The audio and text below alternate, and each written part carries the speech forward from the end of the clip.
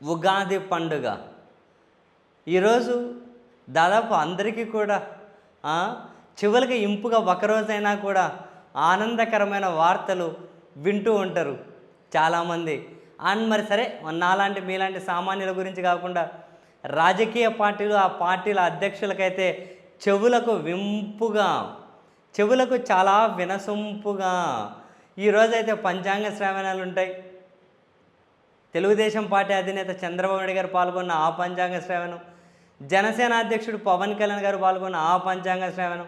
సరే, ఇక జగన్మోహన్ రెడ్డి గారు అయితే ఎటు ముఖ్యమంత్రిగా ఉన్నాను కాబట్టి, తాను ఉన్నారు కాబట్టి ప్రత్యేకంగా తన గురించి ఇప్పుడు ప్రస్తావించాల్సిన అవసరం లేదేమో, కానీ పవన్ కళ్యాణ్, చంద్రబాబు చెవులకైతే చాలా వినసొంపుగా ఈ రోజైతే వాళ్ళు ముఖ్యమంత్రులు అయిపోయినట్లే. ప్రమాణ స్వీకారం ఒకటే మిగిలింది.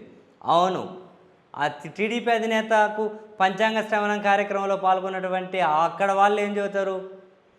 అయిపోయి రాజపూజ, నెక్స్ట్ అధికారం రాబోతూ ఉంది, నెక్స్ట్ అధికారం రాబోతూ ఉంది, మీరే కూర్చుంటారు, అది చాలా దగ్గరకు వచ్చేసింది, ఈసారి మీరు పాలకుడు కాబోతున్నారు, ఇటువంటివి. సో అది విన్నంతసేపు గాల్లో తేలినట్లుంది, అట్లా ఈరోజు ముఖ్యమంత్రి చేసేస్తారు. మంచిగా వాళ్ళు సాటిస్ఫై అయ్యే సంభావనది ఇచ్చి కావాల్సినంత వాళ్ళు పంపించేస్తారు.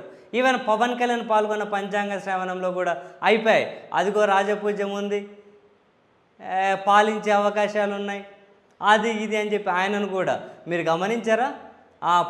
పిఠాపురంలో ఉగాది పంచాంగ శ్రవణంలో పాల్గొని అయిపోయిన తర్వాత పవన్ కళ్యాణ్ గారు కూడా మాట్లాడుతూ, ఇంకా మన ప్రభుత్వం ఏర్పాటు కాబోతోంది, పండితుల ఆశీస్సులు కూడా లభించాయి, మన ప్రభుత్వం ఏర్పాటు కాబోతోంది, కూటమి ప్రభుత్వం, ఇక మనకు మిగిలిండేది ఇంకా అధికారికంగా ఏర్పాటు చేయడం ఒకటేనట, ప్రభుత్వం వచ్చేస్తుందట.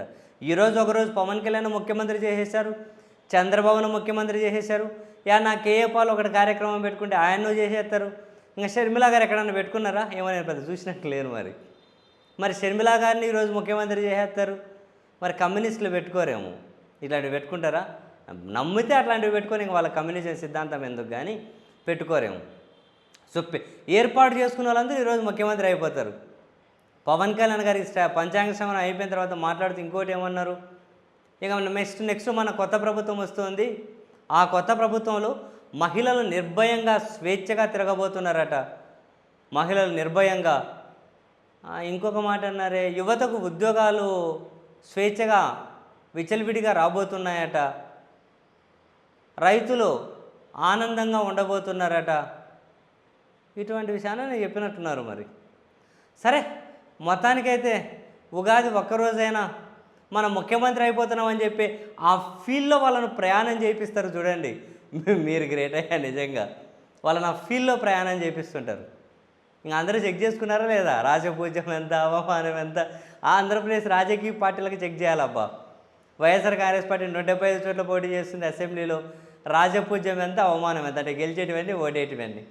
టీడీపీకి కూడా 144 అసెంబ్లీ, రాజపూజ్యం ఎంత, అవమానం ఎంత?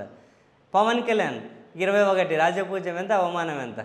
బీజేపీ 10, రాజపూజ్యం ఎంత, అవమానం ఎంత? సో ఈరోజు చెప్పినవన్నీ గుర్తుపెట్టుకోవాలి. జూన్ 4న ఫలితాలు వచ్చిన తర్వాత మళ్ళీ వీటి మీద డిస్కషన్ చేసుకొని, అదిగో ఆ రోజు ఇలా, ఈ రోజు ఇలా.